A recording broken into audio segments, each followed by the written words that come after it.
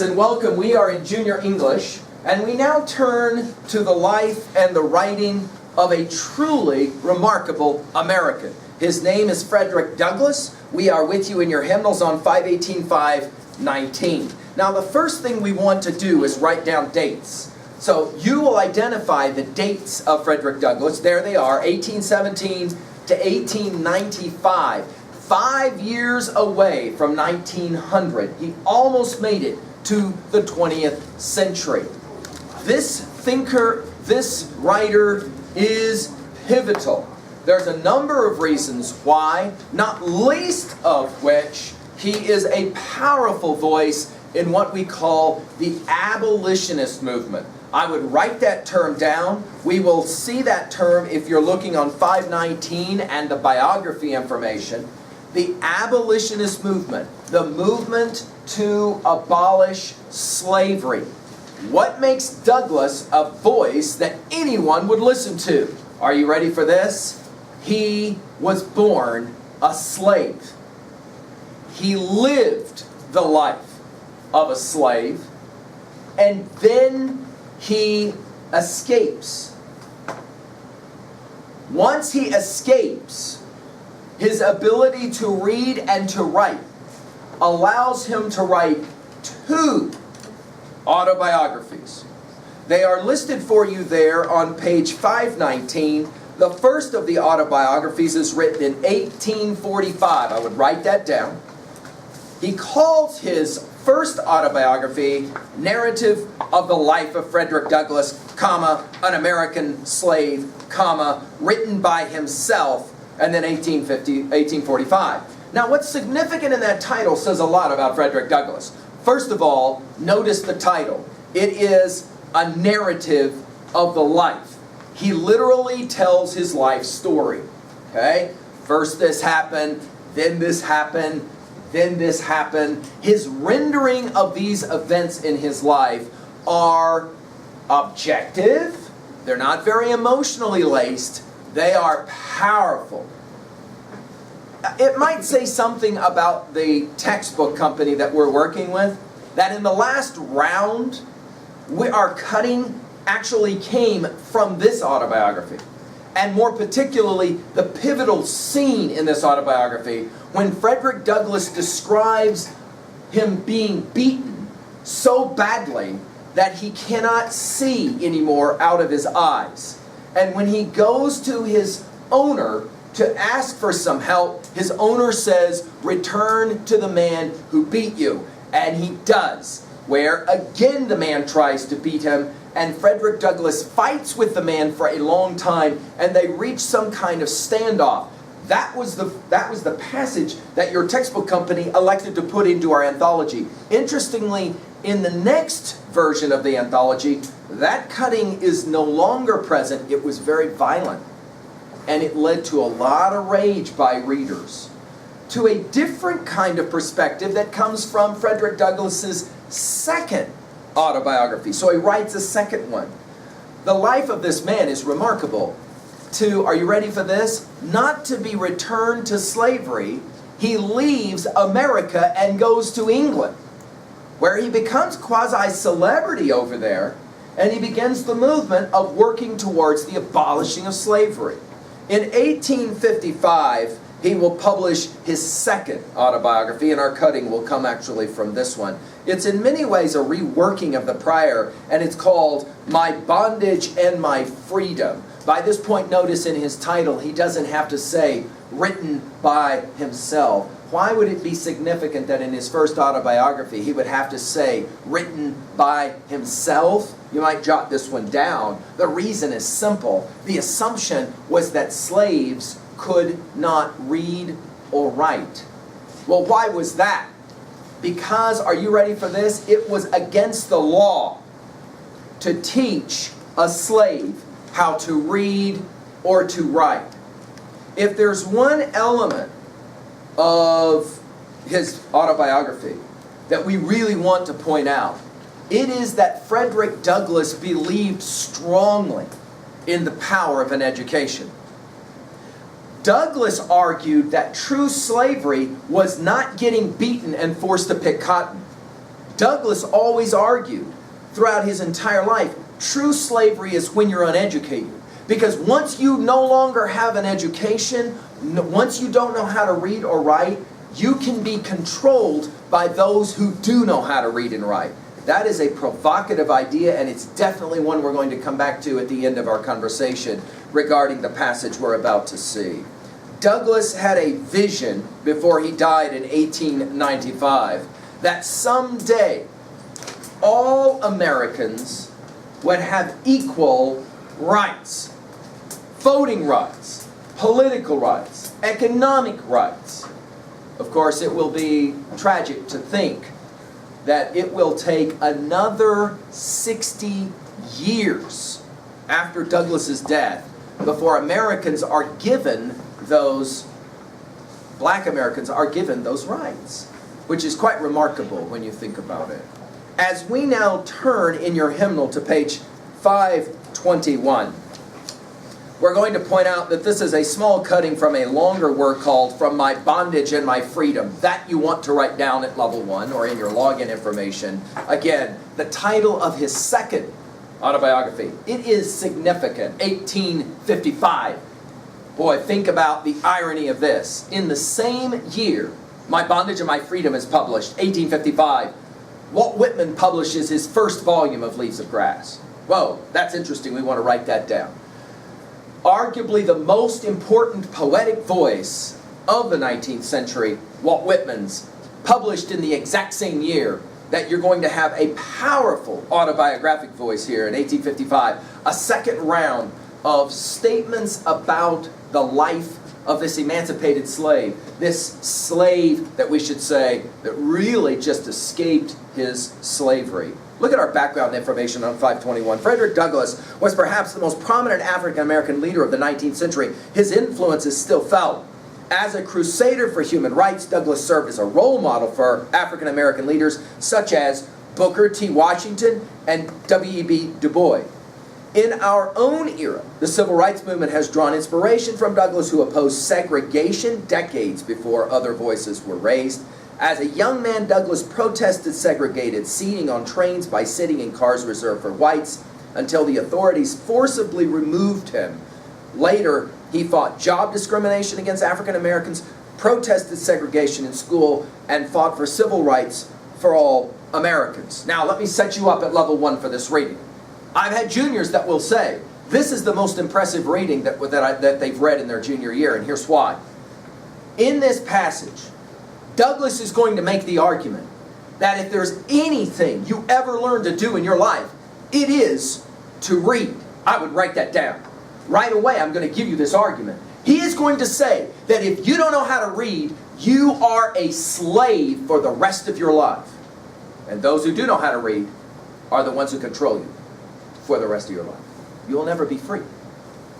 Oh, you're free to go to Walmart and buy what you want, but the question is, where are you going to get the money to buy what you want? And the answer to that is a J-O-B. And how do you get a job that's going to pay you more than minimum wage? The answer is education, credentialing. The people in a capitalist system who have education are the people who can then use the system to make money. For Douglass, true slavery was not the bondage of the whip, but rather the bondage of ignorance. I would write that down before we even begin this reading. He will show from a very young age, he was willing to do absolutely anything to get somebody to teach him how to read. Because early on, he figured it out. If I don't know how to read, I cannot be free. Of course, he will write later what it meant when finally he could read. He sat down and read those words of that foundational document in American thought. Those words that we hold so sacred even to today. We hold these truths to be self-evident. That all men are created equal and endowed by their Creator with certain unalienable rights, that among these are life, liberty, and the pursuit of happiness. Tears running down his cheeks, he will report, as he asked a white American citizen, this is the founding document of 1776? Look at your dates. See when he dies, right? See when he dies, right? 1776 is when that document is written. Look when he dies. 100 years later, he asks the question, how is it possible that this document, we hold these truths to be self-evident, all men are created equal, is the foundational right document, and I'm a slave who's not allowed to read? And now I'm reading this document? And I ask, why is this the foundational document if none of us can read? If none of us can be educated? He will invent in his adulthood the understanding that he had already as a child. It isn't about handcuffs and whips. That is not what makes you a slave. What makes you a slave is ignorance. You don't have an education. You are a slave. A slave to who? To the people who can read and write. Who, oh yeah, by the way, Frederick Douglass will point out, are people with a certain skin color. Let's just point that out real quick. They're the ones who have all the power. Why do they have all the power? Because they know how to read. They know how to write. They have the education. All you got to do is Google this. Just Google every single person right now who sits in Congress and ask the simple question where they went to school. Did they all go to college, for example? Just ask that question. Once a student said to me, dude, I'm dropping out of school. And I said, before you do that, just do this search. Where'd all the people who make the laws in this country, where'd they end up in terms of school? Gee, I wonder. What kind of colleges did they go to? Because they all went. Do you understand his point? It's a powerful point. In our passage here, and we'll read it now together, I want you to point out for your notes, set you up at 2A for one thing. Notice how much it matters to him that he learns how to read. Now, I'm talking to a group of juniors, many of you, who say, the only thing that matters to me is that I get my credit and I get my walk-in papers so I can get out of high school. And some of my juniors will even say, I'm not even sure if I'm going to do that. What's the point of an education? I hope you're going to listen to Frederick Douglass to say, an education is your lifeline. An education is the only way you will ever be free. Because if you don't have an education, then you have no capacity to be able to provide economically for yourself and your future family. You are stuck in a prison cell that's way worse than bars and whips. Way worse. Because it is a are you hearing what he's saying? Chosen prison. Walk into the jail cell, lock the door, throw the key into the toilet, and away it goes, and you'll stay there the rest of your life, Douglass will say. Do you really want that? Douglass will argue, this is how bad I wanted to learn how to read. Well, now listen to this passage from My Bondage and My Freedom. I hope, no pun intended here, that we're learning how to read by reading a passage about reading. We're learning how to read by reading a passage about reading. Follow the words closely and try and hear what this man who lived this incredible life as a freed slave is going to try and say about the importance of learning how to read. Let's listen to it now. To professional reader, follow along, do your best. Here we go. At least try and follow the first 100 words. If you can't keep up with it after that, at least you can tell yourself you tried. Let the spirit of Frederick Douglass move you to at least try and get some of the reading done. Here we go. Frederick Douglass. I lived in the family of Master Hugh in Baltimore 7 years, during which time, as the almanac maker said of the weather, my condition was variable. The most interesting feature of my history here was my learning to read and write under somewhat marked disadvantages. In attaining this knowledge, I was compelled to resort to indirections by no means congenial to my nature, and which were really humiliating to me. My mistress, who had begun to teach me, was suddenly checked in her benevolent design by the strong advice of her husband. In faithful compliance with this advice, the good lady had not only ceased to instruct me herself, but had set her face as a flint against my learning to read by any means. It is due, however, to my mistress to say that she did not adopt this course in all its stringency at the first.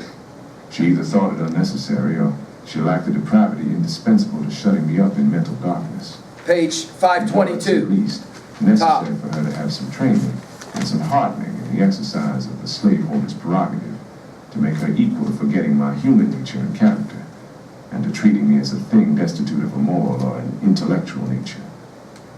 Mrs. Old, my mistress, was, as I have said, a most kind and tender-hearted woman, and in the humanity of her heart and the simplicity of her mind, she set out, when I first went to live with her, to treat me as she supposed one human being ought to treat another. It is easy to see that, in entering upon the duties of a slaveholder, some little experience is needed. Nature has done almost nothing to prepare men and women to be either slaves or slaveholders. That's an important line. Nothing but rigid training, long persisted in, can perfect the character of the one or the other. One cannot easily forget to love freedom, and it is as hard to cease to respect that natural love in our fellow creatures. On entering upon the career of a slaveholding mistress, Mrs. Old was singularly deficient. Nature, which fits nobody. Top of page 523. Had done less for her than any lady I had known. It was no easy matter to induce her to think and to feel that the curly-headed boy who stood by her side and even leaned on her lap, who was loved by little Tommy, and who loved little Tommy in turn, sustained to her only the relation of a chattel. I was more than that, and she felt me to be more than that. I could talk and sing. I could laugh and weep. I could reason and remember. I could love and hate. I was human, and she, dear lady, knew and felt me to be so. How could she, then, treat me as a brute without a mighty struggle with all the noble powers of her own soul? That struggle came, and the will and power of the husband was victorious. Her noble soul was overthrown, but he that overthrew it did not, himself, escape the consequences. He, not less than the other parties, was injured in his domestic peace by the fall. When I went into their family, it was the abode of happiness and contentment. The mistress of the house was a model of affection and tenderness. Her fervent piety and watchful uprightness made it impossible to see her without thinking and feeling, that woman is a Christian. There was no sorrow nor suffering for which she had not a tear, and there was no innocent joy for which she did not a smile.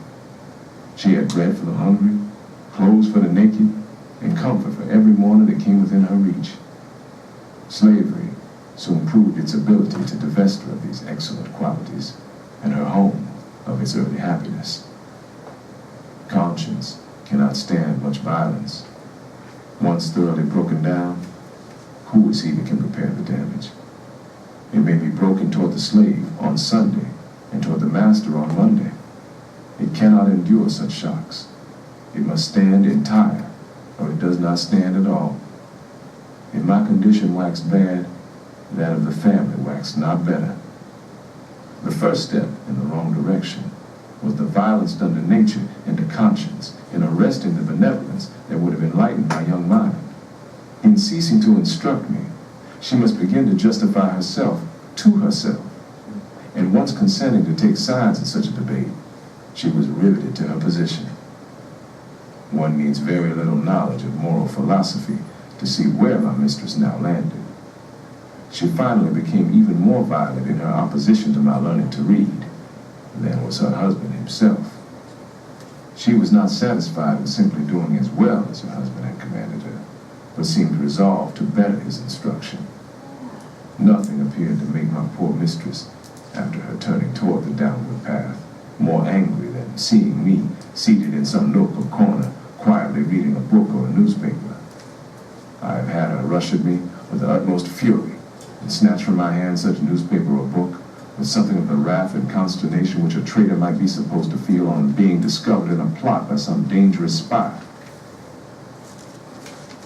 It's an interesting observation. Let's just pause for a moment at level 1 and point it out. The observation that you can explain away slavery because slaveholders thought their slaves were not human is answered by the clear, it gets dark at night, obvious observation that there was no law against teaching your mule how to read or write. Think about that. There was no law against teaching your dog how to read or write. In other words, the reason why you had to have laws against teaching your slaves how to read and write is because the slave masters knew that the slaves were human, capable, as Douglas says, of thinking. Why is reading so important? Because it's the gateway to thought. If you can't read, you can be controlled. Your mind is much easier to be controlled. You don't have any capacity to make up your own mind about stuff because you don't know a lot. Why don't you know a lot? Because you only know what you're told, and the few people who have told it to you could all be wrong. Notice that Douglas points out, at the beginning, his slave owner mother was really nice to him and tried to teach him how to read. But over time, she became even more vicious about teaching reading and writing. She couldn't tolerate it. In other words, it changed her soul. It changed who she was. Once she started to think that her slave was not human, she had to, our word for you at level 1 is dehumanize. Dehumanize. Somehow make him less than human. So that way, she could keep him in chains. Notice, he wasn't in physical chains, but rather the worst chains, intellectual or mental chains. Okay, let's keep working now. Pay attention.